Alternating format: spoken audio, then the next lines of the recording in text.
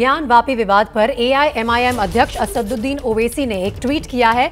असदुद्दीन ओवैसी ने ज्ञान वापी मस्जिद के सर्वे का विरोध करते हुए लिखा है कि मस्जिद के सर्वे का आदेश 1991 के पूजा स्थल पर कानून का उल्लंघन है।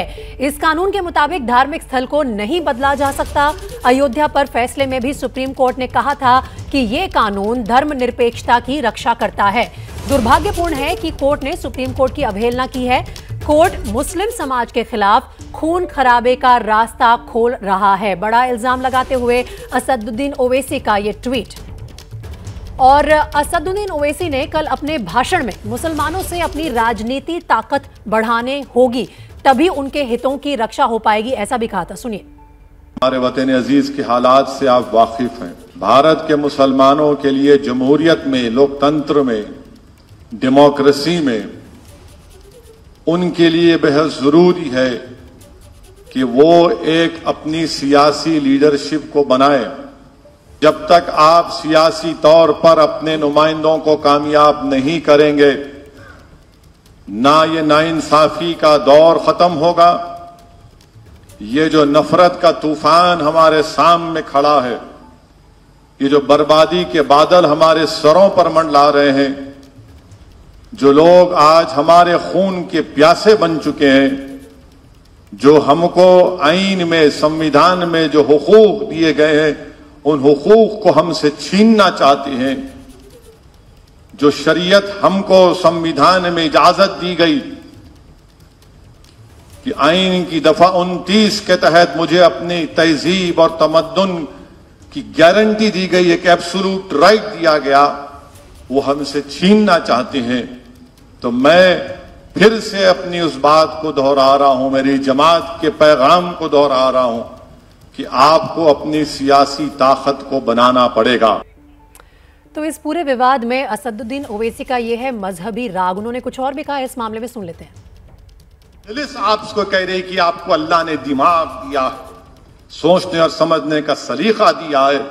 आप देखो कि तेलंगाना में हो, महाराष्ट्र में हो या फिर बिहार में हो, जहां पर मजलिस के अराकीन असम्बली है, हमारा काम, हमारा एहतजाज, हमारी वाबस्तगी, हमारी मेहनत, हमारा इखलास आप कंपेयर करके देख लो उन दूसरी जमात के अराकीन से। मुंह तक नहीं खोलते, मुंह तक नहीं खोलते। मेरे अजीज दोस्तों और बुजुर्गों, चौथी बात यह है कि जो कुछ मध्य प्रदेश में हुआ, राजस्थान में हुआ, बल्कि राजस्थान में तो एक वीडियो सामने आया कि जोधपुर में हजरत पुलिस के एक कांस्टेबल साहब एक पट्टी अपने सर को बांध लेते हैं, उसमें लाल रंग है, और बताते हैं कि मैं जख्मी हो गया। उसके बाद माशाअल्लाह से हमला कर देते हैं टोपी वालों पर। क्या पुलिस है अशोक गहलोत की हुकूमत में कि ईद भी हम खुशी से नहीं मना सकते? क्या कर रही है आपकी हुकूमत? क्यों नहीं आपके पास इंटेलिजेंस की रिपोर्ट नहीं थी?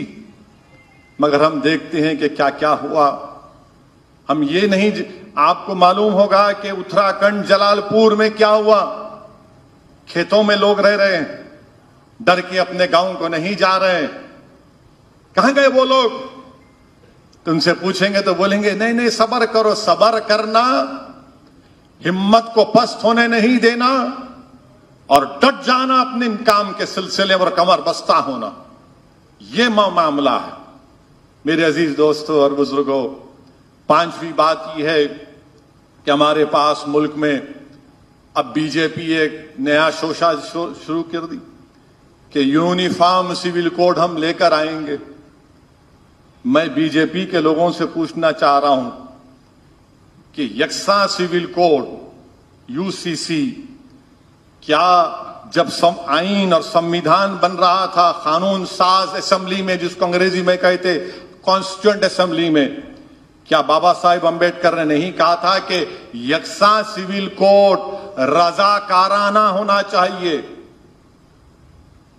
लाजमी नहीं बनाया जा सकता? क्या बाबा साहब ने नहीं कहा कॉन्स्टिट्यूएंट असेंबली में? मगर बीजेपी बोलेंगे नहीं, यूसीसी का इंप्लीमेंटेशन होना। अच्छा, जो हिंदू मैरिज एक्ट जो पार्लियामेंट से बनाया गया उसमें आप तब्दीली पैदा करेंगे। भारत में हिंदू अनडिवाइडेड फैमिली के तहत टैक्स में आपको रिबेट मिलता है। किसको नहीं मिलता? मुसलमान को, ईसाई को, जो शादी नहीं किया और जिसको औलाद नहीं। कितना टैक्स का रिबेट मिला? 3604 करोड़ का। मेरे को भी दो आप क्यों रोक रहे हमको? क्या यह फंडामेंटल राइट का वायलेशन नहीं, राइट टू इक्वालिटी का?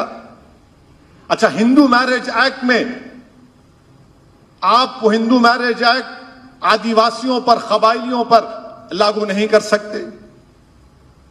क्या करेंगे उसका आप? और फिर नहीं, सिर्फ मुसलमानों के ऊपर, मुसलमानों को नहीं, इन्हों 2 शादी करते, 3 शादी करते, 4 शादी करते, बच्चे इतने पैदा कर दे रहे कि पूरे मुल्क में मुसलमान की आबादी हो जाएंगे, मेजॉरिटी हो जाएंगे। मैं बीजेपी वालों को और आरएसएस के लोगों से कहना चाह रहा हूं, और जो मुसलमानों से नफरत करते हैं, आप मुसलमानों से नफरत नहीं बल्कि आप भारत से नफरत कर रहे हैं।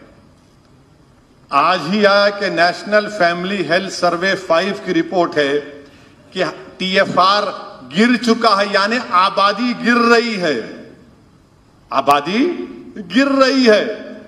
अब 2 बच्चों का कानून बनाए तो देश का नुकसान है, देश का नुकसान है। अब इस पर क्या बोलेंगे नरेंद्र मोदी, अमित शाह, आरएसएस, संघ परिवार के लोग? बहुत पैदा कर रहे। अरे कहां पैदा कर रहे? आप ही की रिपोर्ट है, गिर गया, टीएफआर गिर चुका है। कहां टीएफआर बढ़ के है? वो नॉर्थ ईस्ट स्टेट्स में है, थोड़ा बिहार में है। वो बिहार में है तो खाली अख्तरुल ईमान शाहनवाज की वजह से नहीं है, सबकी वजह से है, सबका कंट्रीब्यूशन है उसमें। अकेले अख्तरुल ईमान, अंजर नईमी, आदिल का अभी शादी हुई आदिल की, उनका तो अभी कुछ आमदी नहीं हुई है, होंगी इंशाअल्लाह, अल्लाह नेक साले औलाद दे। मगर पॉपुलेशन टीएफआर गिर चुका है, ये आपकी रिपोर्ट है, नहीं मुसलमान। अब अगर कोई बोला आपके सामने तो बोलना ये टीएफआर क्या है, नेशनल फैमिली हेल्थ सर्वे 5। देखो सन्नाटा तारी हो जाएगा इनके पास इसका कोई जवाब नहीं। अब दूसरों से मुंह लगा लेते, हमारे से मुंह नहीं लगते। इनको मालूम यहां पे आए तो जवाब मिल जाता है इनको दलाइल के साथ। मेरे अजीज दोस्तों और बुजुर्गों, फिर यूनिफॉर्म सिविल कोड में एक और बात, ये बोलते कि आप कैसा 2-2 शादियां करते।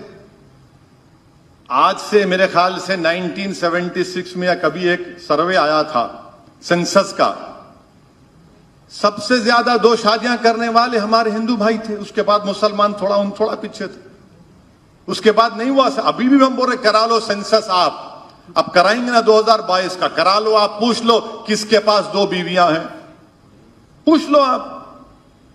मगर नहीं, आप 2 कैसा करेंगे, 3 कैसा करेंगे, 4 कैसा करेंगे? मेरे दोस्त, ये वादा हमसे किया गया था कि हमारी शरीयत में मदाखलत नहीं की जाएगी जब जंग आजादी में हम हिस्सा ले रहे थे। क्या तुम भूल गए उस वादे को? अच्छा, फिर आप जब बोलते ना ये लोग शादी का, आपको मालूम के नॉर्थ ईस्ट में कबाइल इलाके हैं, इनको भारत के आईन में प्रोटेक्शन दिया गया, और वहां पर वहां की खवातीन क्या करती हैं? 2-2 शौहर, 3-3 शौहर रखती हैं।